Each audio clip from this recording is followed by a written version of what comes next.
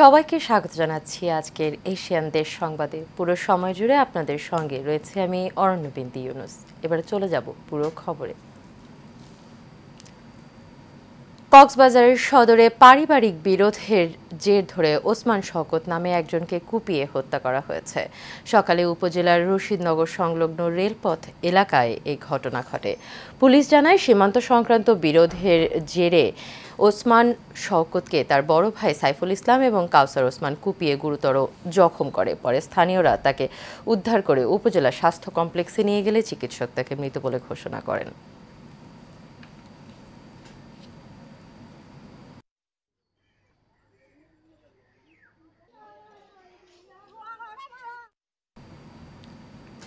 সারা দেশের ন্যায় ময়মনসিংহ শিক্ষা বোর্ডের অধীনে এইচএসসি পরীক্ষা শুরু হয়েছে। এই শিক্ষা বোর্ড এবার পরীক্ষার্থী ৭৮,৯94 জন। সকাল ১০টায় এই পরীক্ষা শুরু হয়। পরীক্ষার্থীদের মধ্যে ৩৭,৩৩৭ জন ছাত্র, ৪১,৬৫৭ জন ছাত্রী। এর মধ্যে বিজ্ঞান বিভাগে ১৫,৯৯৫ জন, মানবিক বিভাগে ৫৬,০৯৭ জন এবং ব্যবসায় শিক্ষা বিভাগের পরীক্ষার্থীর সংখ্যা ৬,৯০২ জন।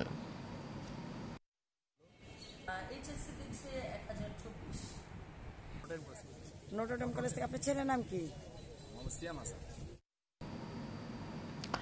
নারায়ণগঞ্জের রূপগঞ্জে বনায়ন কর্মসূচির উদ্বোধন করেছেন পরিবেশ উপদেষ্টা সৈয়দা রিজওয়ানা হাসান। রূপগঞ্জের রাজকের অধীনস্থ পূর্বাচল নতুন শহর প্রকল্পের হারারবাড়ি লেকপাড় এলাকায় এই কর্মসূচির উদ্বোধন করা হয়। এতে সভাপতিত্ব করেন ঢাকা উত্তর সিটি কর্পোরেশনের প্রশাসক মোহাম্মদ এজাজ। বিশেষ অতিথি ছিলেন বন এবং পরিবেশ সচিব ডক্টর ফারহিনা আহমেদ।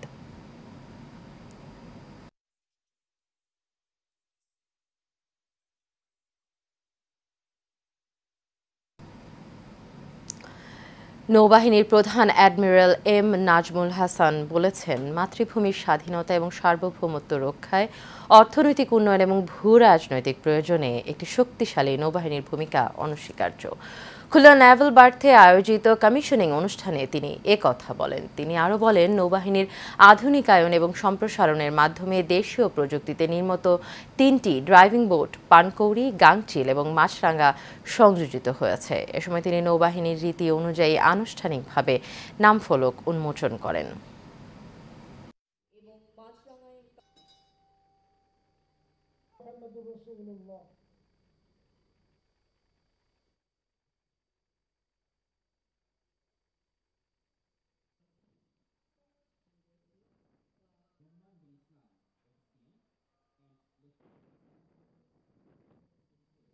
আমাদের প্রাণপ্রিয় মাতৃভূমির স্বাধীনতা ও সার্বভৌমত্ব রক্ষা, অর্থনৈতিক উন্নয়ন এবং সর্বোপরি ভূ রাজনৈতিক প্রয়োজনে একটি শক্তিশালী নৌবাহিনীর ভূমিকা অনস্বীকার্য।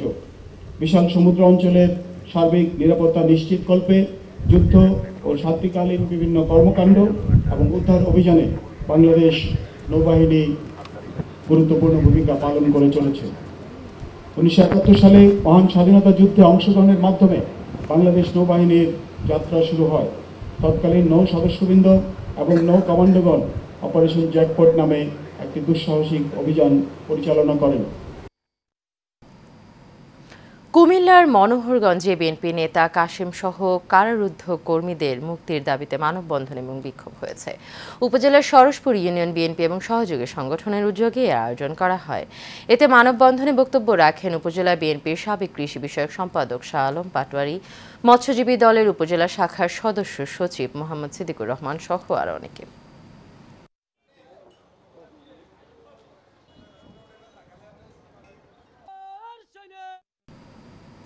সুনামগঞ্জের দোয়ারা বাজারে সম্পত্তি থেকে বঞ্চিত করে আত্মসাতের অভিযোগ উঠেছে। ভুক্তভোগী কবির মিয়া জানায়, মৃত মোহাম্মদ ফুল মিয়ার প্রথম পক্ষের সন্তান তিনি। তার সৎমা শাহনারা বেগম, ভাই ফখর উদ্দিন এবং আলাল মিয়া, জালাল মিয়া তাকে মারপিট করে বাড়িঘর ভাঙচুর করে। এছাড়া তার ভাগের সম্পত্তি না দিয়ে আত্মসাৎ করেন তারা। তাই ঘটনার সুষ্ঠু তদন্ত করে বিচারের দাবি করেন তিনি।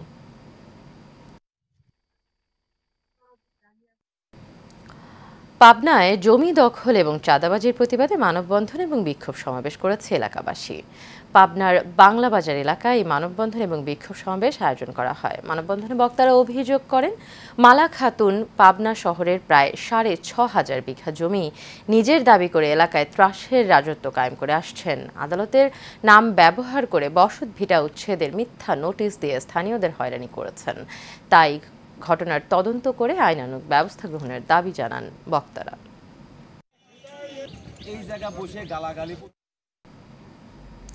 গাজীপুরের কাশিমপুরে অবৈধভাবে বসতবাড়ি দখলের চেষ্টার অভিযোগ উঠেছে একটি কুচক্রী মহলের বিরুদ্ধে। ভুক্তভোগী শেখ শহীদুল ইসলাম স্বপন জানায়, উপজেলার লোহাকৌর ২ নম্বর ওয়ার্ড পূর্বপাড়ার ৪০ বছর যাবৎ পৈতৃক সম্পত্তিতে বসবাস করে আসছেন তিনি। কিন্তু সকালে ৫ থেকে ৭ জন দুর্বৃত্ত তার বাড়িতে এসে তাকে জোরপূর্বক বাড়ি থেকে বের করে দেয় এবং তালা ঝুলিয়ে দেয়। এ বিষয়ে কাশিমপুর থানায় একটি লিখিত অভিযোগ দায়ের করেছেন ভুক্তভোগী।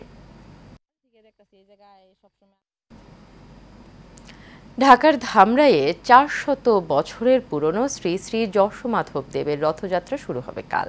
তাই তো প্রতি বছরের মতো এবারও রথযাত্রা উপলক্ষে সাজিয়ে তোলা হচ্ছে ঐতিহ্যবাহী রথ।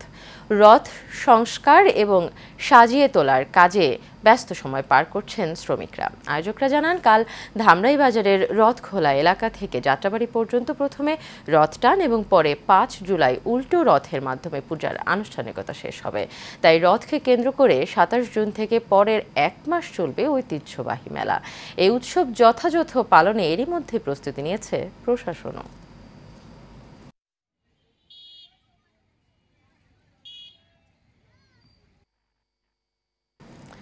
মাদারীপুরের কালকিনিতে আড়িয়াল খাঁ নদী থেকে অজ্ঞাত এক যুবকের লাশ উদ্ধার করেছে পুলিশ। উপজেলা মিয়ারহাট বাজার সংলগ্ন আড়িয়াল খাঁ নদী থেকে মরদেহটি উদ্ধার করা হয়। পুলিশ জানায়, সকালে নদীর পাশ দিয়ে যাওয়ার সময় কচুরিপানার মধ্যে লাশ দেখতে পায় স্থানীয়রা। পরে পুলিশকে খবর দিলে মরদেহ উদ্ধার করে ময়নাতদন্তের জন্য জেলা সদর হাসপাতালের মর্গে পাঠানো হয়।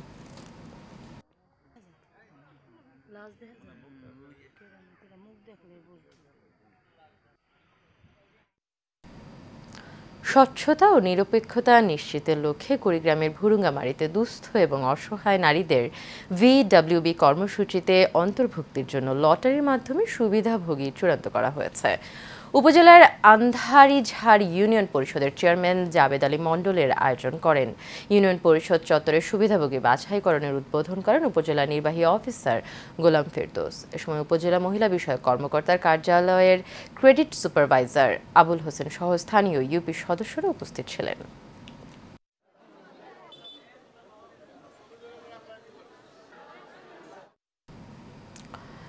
নিরাপদ মৎস্য এবং মৎস্য পণ্য উৎপাদন এবং বাজারজাতকরণ শীর্ষক ভ্যালু চেইন উপপ্রকল্পের অংশ হিসেবে বাগেরহাটের ফকিরহাটে উপজেলা অডিটোরিয়ামে দিনব্যাপী মেন্টরিং প্রোগ্রাম এবং সম্মাননা প্রদান করা হয়েছে।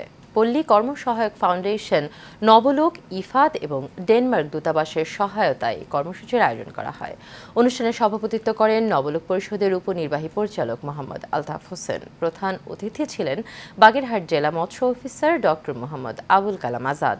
বিশেষ অতিথি ছিলেন উপজেলা সিনিয়র মৎস্য কর্মকর্তা শেখ আসাদুল্লাহ সহ আরও অনেকে।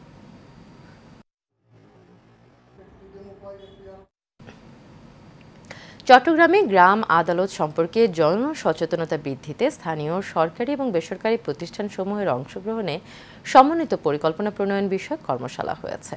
দুপুরে জেলা প্রশাসকের সম্মেলন কক্ষের আয়োজন করা হয়। প্রকল্পের ডিস্ট্রিক্ট ম্যানেজার সাজেদুল আনোয়ার ভূঁইয়ার সঞ্চালনায় এতে প্রধান অতিথি ছিলেন স্থানীয় সরকার মন্ত্রণালয়ের উপপরিচালক নোমান হোসেন। বিশেষ অতিথি ছিলেন সিনিয়র সহকারী কমিশনার MMN জামিউল হিকমা। উপস্থিত ছিলেন চট্টগ্রাম প্রেস ক্লাবের সদস্য সচিব জাহিদুল করিম কোচি, অতিরিক্ত পুলিশ সুপার কাজী মোহাম্মদ তারিক আজিজ সহ আর অনেকে।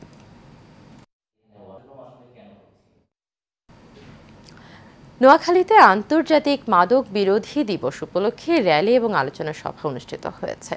একতা সংঘের আয়োজনে এই র্যালি আয়োজন করা হয়। ইমাম হোসেন এবং শাখাওয়াত সজলের সঞ্চালনায় এবং চাষিরহাট ইউনিয়ন পরিষদের চেয়ারম্যান হানিফ মোল্লার সভাপতিত্বে এতে বিশেষ অতিথির বক্তব্য রাখেন সোনাইমুড়ি থানার SI Mohammad Israfil.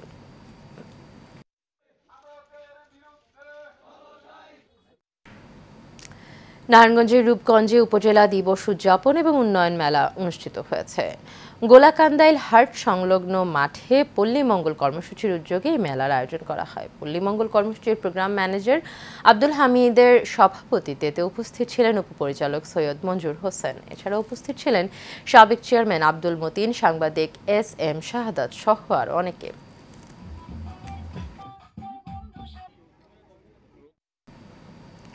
Pabna United commercial ব্যাংকের ৪২তম প্রতিষ্ঠা বার্ষিকী উদযাপিত হয়েছে। দুপুরে পাবনা কার্যালয়ের ব্যবস্থাপক SM মাসুদ রানা কেক কাটেন। এ সময় গ্রাহকদের মাঝে চকলেট বিতরণ করা হয়। ৪২ বছরের যাত্রায় উন্নত গ্রাহক সেবা নিয়ে ব্যাংকটি এগিয়ে যাওয়ার জন্য সকলের সহযোগিতা প্রত্যাশা করেন। এ সময় প্রেস ক্লাব পাবনার সভাপতি সোহেল রানা বিপ্লব, ব্যাংকের অপারেশন ম্যানেজার আয়মান জান চৌধুরী সহ অনেকে উপস্থিত ছিলেন।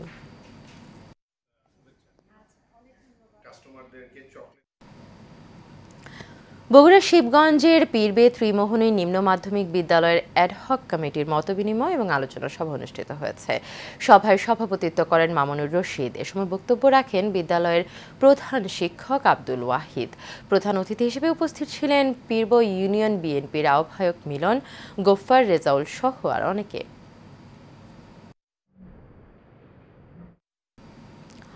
৫ আগস্ট আওয়ামী সরকার পতনের পর একটি মহল মানিকগঞ্জের বলধারা ইউনিয়নের ব্যবসায়ীদের বিভ্রান্তিকর ছবি দিয়ে ব্ল্যাকমেইল করছে বলে অভিযোগ উঠেছে।